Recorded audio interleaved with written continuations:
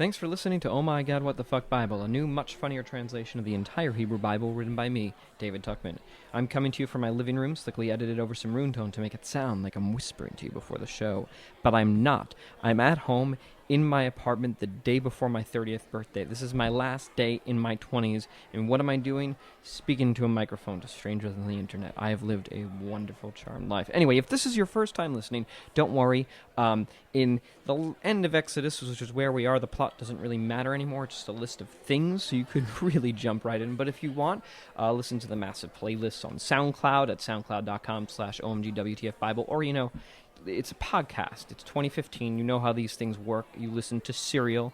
You know what Anand's up to. You can do this. Anyway, every month on this show, a guest joins me at a live venue somewhere on Earth to read a portion of the Hebrew Bible while I make fun of it. Then, podcasts happen. You're listening to episode 32.2, the second half of Vayakel, which is what Jews call the 10th portion in the book of Exodus. I call it Gathered, I think. Don't remember. Oops. My reader this time around is Luzer Twersky, star of the film Felix and Meira, a portrayal of a Hasidic couple in which the wife goes astray with a secular, not very religious person. And you'll be joining us live from the Stanton Street Shul as Moses goes on and on about some nonsense. If you want to join us for a live recording, the next live show will be a beauty bar in Manhattan on June 29th at 7:30 p.m. This is our big Exodus finale, so I'm going to have pizza. Anyway, check out our Facebook, Twitter, OMGWTFBIBLE.com for more details. Now, the recap. Previously in the Bible. Moshe summoned the elders of the nation and put the words Jehovah had commanded before them. All the tools of the sanctuary, all its service, its pegs, and the pegs of the courtyard will be copper. Take some of the blood on the altar and from the anointing oil and sprinkle it on Aharon, his clothing, and his sons and their clothing. The whole nation ripped their earrings off and brought them to Aaron. He took the stuff, put it in a mold, and made them into a molten calf. For thousands of years, we've been under the impression the Bible was meant to be taken seriously. Finally, a new translation that'll change all that. This is Oh My God, What the Fuck Bible! Yeah! This is chapter 101, in which Bezalel makes a box, a.k.a. an Aron, a.k.a. the Ark of the Covenant. Exodus 37:1 to 37:9. Bezalel made the box out of shittim wood, of course. Mm-hmm. It was 2.5 amas wide, 1.5 amas long, and 1.5 amas tall. He covered it inside and out with pure gold and made a gold molding crown all around it. He forged 4 gold rings for its feet, 2 on each side. He made rods from shittim wood and plated them with gold. Just like an Oscar, which you'll get one day, right? One day. Yeah. They slid the rods into the rings on the sides of the box to carry it. He made the cover of pure gold. It was 2.5 amas wide and 1.5 amas long. The same size as the box. Yeah, of course. Of course, okay. It was a cover Yeah. for the box. For the box, yeah. Yeah. He beat 2 gold cherubs from the 2 sides of the cover, 1 cherub on each side. I still don't know what a fucking cherub is. So a cherub is a type of angel. There are a bunch of different kinds of angels. In like classical art, they're usually like these little goofy baby angels. Ooh. But in the Bible, they're a lot more fearsome. There's actually a cherub with a flaming, rotating sword that guards Eden after Adam and Eve are kicked out of it. Sounds sexy. Very. The cherubs were spreading their wings upward, sheltering the cover, facing each other. And even though they were facing each other, they never spoke because they were on their smartphones the whole time. That's chapter 101. By the way, guys, if this is tedious, each of these took about an hour to translate, so just bear with me. Chapter 102, in which Bezalel builds what is apparently the most important table ever, and we just have like 3 left, so let's do it. Exodus 37:10 to 37:16. Bezalel made the table from shittim wood. You gotta be fucking kidding me. Like everything else. Guess what size it was? Yep. It was 2 amas long, 1 amma wide, and 1.5 amas tall.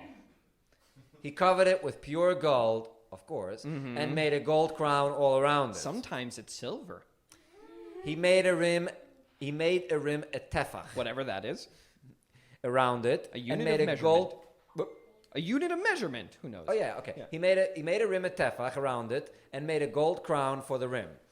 He forged 4 gold rings for it and embedded them on the corners of the table's 4 legs. The rings were near the rim as housings for the rods used to carry the table. God, Bezalel was not very smart, obviously. I mean, he needed directions for that. Yes, exactly. He made the rods of shittim wood and covered them in gold. He made the utensils on the table, the bowls. What is that? Ladles? Ladles. Okay, the bowls, ladles, jugs, and basins that you dip in of pure gold. That's chapter 102. Let's do chapter 103, in which the word shaft is used a lot in close proximity to the word beaten. Exodus 37:17 to 37:24.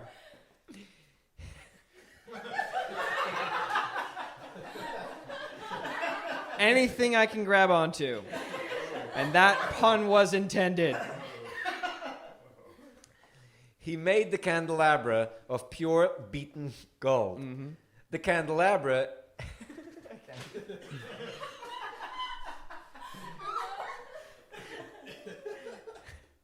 the candelabra, its base, shaft, cups, knobs, and flowers were all from that one piece. Who knew describing a candelabra would be so much fun? 6 shafts emerged from it. 3 from each side. Lucky guy. 3 cups, then a knob and a flower decorated each shaft. Okay, no judgment, but that's weird. That's how the 6 shafts coming from the candelabra.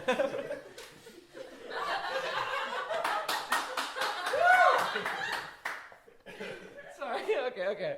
No, I'm going to do that again. That's how the 6 shafts coming from the candelabra should look. It wasn't even that funny, the sentence. It's just, No. On the candelabra itself, 4 cups decorated it between knobs and flowers. There were 6 shafts, 3 on each side, with a knob in the middle where each pair of shafts met. God. I think the technical term for 2 shafts meeting is frauding. I'm glad the rabbi left. The knobs and the shafts were all beaten from one piece. The knobs and the shafts were all beaten from one piece of pure gold. Must have been a big piece of gold. He made 7 candles, their tongues and fire pans from pure gold. He made all of it and its tools from a single kikar of pure gold. Well, good for him. By the way, this has nothing to do with anything at all, but on my notes for this page as I was editing it, I for some reason wrote in big words, Mark Twain's Huckleberry Funk. That's chapter 103. I told you it has nothing to do with anything. Chapter 104, in which Bezalel builds the incense altar. We have 106, so just 3 left. Exodus 37:25 to 37:29. He made the incense altar from shittim wood. Of course. There was a lot of suspense, like you thought maybe it would not be shittim wood, but guess what? It's shittim wood. It was a square, 1 amma long, 1 amma wide, and 2 ammas tall. There were horns from it. He covered it, its roof, its walls, all around, and its horns with pure gold. He made a gold crown all around, and 2 gold rings under its crown on its 2 corners as housings for the rods used to carry it. He made the rods from shittim wood and covered them with gold. He made the holy anointing oil and the pure smoky incense, as skillful as a blender. So if as some people say, the anointing oil included cannabis, this guy is basically God's personal blunt roller. That's chapter 104. Chapter 105, in which Bezalel makes the boring old regular altar. Exodus 38:1 to 38:7. He made the sacrificial altar out of shittim wood. It was 5 ammas long and 5 ammas wide, squared. Yeah. It was 3 ammas tall. Mm-hmm. He made horns coming out of its 4 corners. He covered it in copper. Wow, that's very special. It's not gold or silver. He made all the tools of the altar. A pan for its fatty ashes. Well, you're going to need one of those. Shovels, sprinklers, flesh hooks, fire pans. It was all made from copper. It's good copper cookware. He made a grill out of latticed, is that what you pronounce it? Yeah, lattice. He made a grill out of latticed copper for the altar under its band, under in the middle. Mm-hmm, of course. Where is that again? I don't. Under in the middle. Under in the middle. Under the band. Okay, Right? got it. I love how specific and not vague these directions are. He forged 4 rings. One ring to bind them. Another ring to bind them. A third ring to bind them. All the rings were to bind them. On the 4 corners of the corner grate as housing for the rods. He made the rods of shittim wood and covered them in copper. Since copper is a good conductor, they must have been really hot rods. He slid the rods into the rings Oh, yeah. on the sides of the altar to carry it with them. He made it hollow with paneled sides. That's chapter 105. We just have one left. Chapter 106, in which Bezalel makes the rest of this Fischlugener holy stuff. Exodus 38:8 to 38:20. He made the sink and its pedestal of copper that was taken from the mirrors given by the women who hung out near the tent of witnessing. Weird detail that's added here. Why is that there? According to Rashi, the medieval scribe who pulls together the Talmud and a bunch of different commentaries on the Bible, the mirrors that were given, the women used these mirrors in order they would stand in front of them naked in front of the mirrors with their husbands in order to use it as a form of foreplay. Why we need to know this about the mirrors, I don't know. Okay. Yeah. He made the yard. On the south side, the curtains were made of 100 amas of twisted linen. Yeah. They had 20 pillars and 20 copper sockets. Their pillars, hooks, and belts were silver. On the north side, it was 100 amas, 20 beams, 20 copper sockets. The pillars, hooks, and belts were silver. On the west, 50 amas, 10 pillars, 10 sockets with silver hooks and belts. Get it? Okay. On the east side, 50 amas. Curtains of 15 amas on the shoulder, 3 pillars, and 3 sockets. I'm not even trying to make it not suck anymore, by the way. Okay.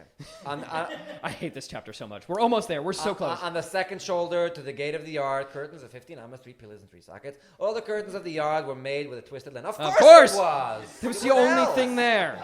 Very summary. Otherwise, it wouldn't match. Yeah. Dummy. Very summary, though. It's nice. The sockets for the pillars were copper. The pillars, hooks, belts, and the plating of their heads were silver. All the pillars of the yard were belted with silver. Bezalel was a fucking idiot. He had to be told that shit. He's not a maven davar mitach davar. It's poetic. An embroiderer made the gates screen with turquoise, crimson, and purple wool and twisted linen. It was 20 amas long, 5 amas high, and 5 amas wide. There were 4 pillars and an equal number of copper sockets. Their hooks, the bands on their heads, and their belts were silver. All the pegs of the sanctuary and the yard around it were copper. That's chapter 106. That's it. That's the parsha. That's Vayakel. That's gathered. Oh my God, we did it. We're through. I never have to do that again. Thank you so much, Luzer, for reading that with us. Thank you so much for having me. Let's give it up for fun. reading. That was so much fun. Oh my God. Oh my God. Okay. The first time I did that was in Philadelphia.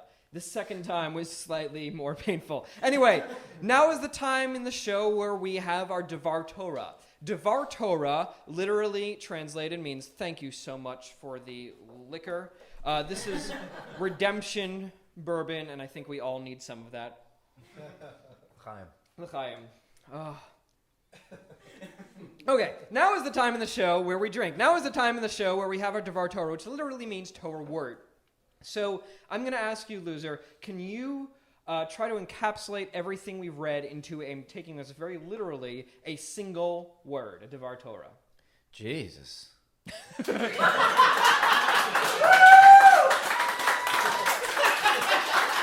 Yeah. Yeah, I mean...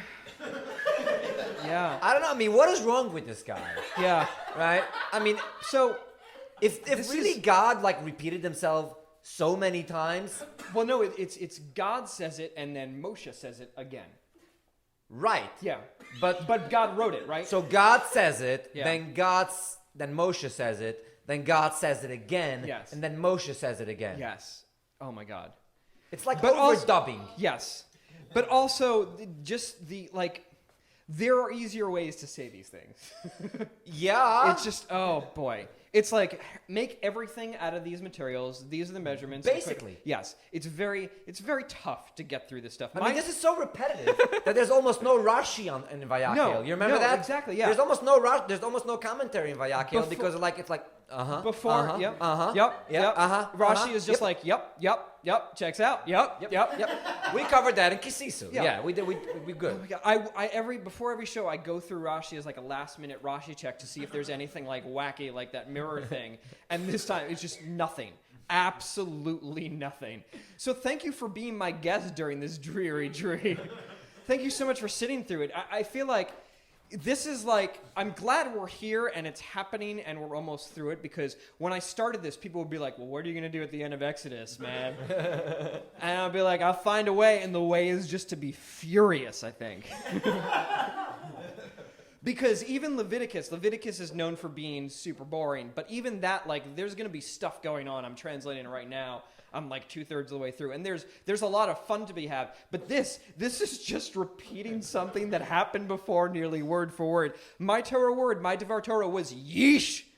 Which is not as good as Jesus, but I didn't want to go New Testament. Yeshua, you know. Yes, it exactly. works. It's actually the same Torah word. Yeah. The thing is, like, part of it is that the rabbis actually have a really hard time with this, and that's how you get like what the laws of the Shabbat are. Right. Because the rabbis are like, what the hell? Like, why? Why is this here twice? This is insane. If God wrote this, why in the world would all of this detail be included twice? So the way that they work around it, or they understand it, is that this is here to show that every single thing that is done is something that is you cannot do on the Shabbat, and that's why the Shabbat stuff is repeated over and over again. If God wrote it, that's one way of taking it. If humans wrote it, it's because bad editing. Basically. Yeah.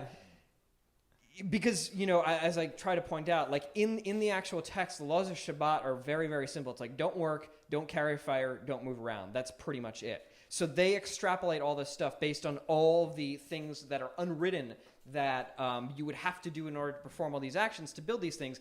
That's what's prohibited on the Shabbat. So that's like that's like the only possible explanation for this stuff. Cause yeah, I mean, it's always like they didn't. You go to the Midrash, and the more the Midrash, you know, tries to like make basically it interesting. Torah fan fiction. The Midrash. The better, the more you know that like the original text is like complete and utter crap. It's like they had to find something that to make it interesting. Right, they basically have the same problem that I did, which is Basically. I'm going on a similar journey to the medieval rabbis who wrote the Midrash, and that's not far from the truth, apparently. Anyway, I don't know what else to say about this.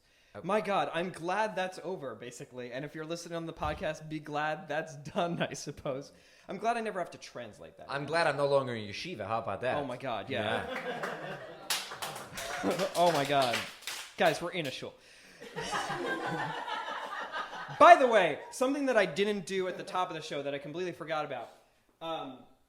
I give all of my guests, or I try to if I remember to order it, a very special Oh My God, What the Fuck Bible mug to thank them for being on the show. So, Luzer, there's your mug. Thank you. I love it. You're welcome. So drink whatever you like out of that. I usually drink whiskey. I don't know, what were they drinking in this story? The holy incense. Have some holy incense. Holy out of incense. that. Yes, Put it in, exactly. yeah. Some holy incense. Fantastic. Thank you so Some holy much. incense tea. You're very welcome. That's your gift from me to you. You're a very fancy man. I don't know if I can give something as It fancy matches as your. like yellow and brown. They Yes, kinda exactly. Like, they work. We're both it wearing works. very nice clothing today. If you Yes. didn't know, we're all like dressed up. I'm We're very getting well dressed. I'm also very well undressed. I'm God. I'm the best. All right, let's get into plugs. Yes. So, where can people see your film, or are there any other projects you'd like to talk about that are coming up? The film, I believe it's still playing at Lincoln Plaza in New York, and it's if you want to see where the film is playing right now, you go to felixamira.com and click on theaters. It's still expanding all over the country. Hopefully, more and more places. Yeah, well, it just opened in Boston this weekend, and it's probably going to come in a couple of months. As soon as it's done, the theatrical run, it's going to be on video on demand and iTunes and all that kind of stuff.